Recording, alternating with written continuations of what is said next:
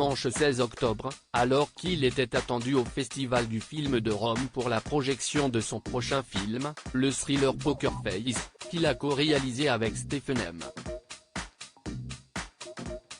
Coates. Russell Crowe a effectué son premier tapis rouge en compagnie de sa chérie Brittany Theriot. L'acteur de 58 ans, oscarisé en 2001 pour sa performance dans le péplum Gladiator, s'est affiché très complice avec sa dulcinée qui est de 27 ans, sa cadette. Cette dernière portait une ravissante robe bleue tandis que le Néo-Zélandais avait opté pour une tenue plutôt sobre, notamment composée d'une veste de costume portée au-dessus d'un t-shirt bleu marine.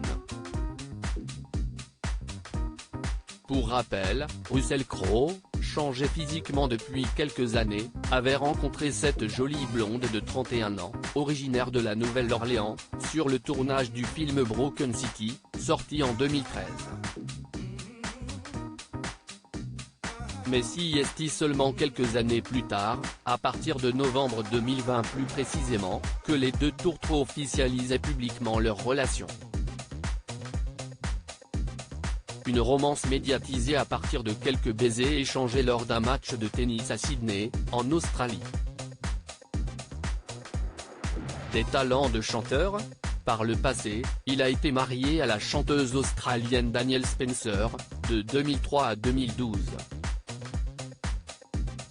Ensemble, ils sont devenus parents de deux fils, Charles et Tennyson, 18 et 16 ans.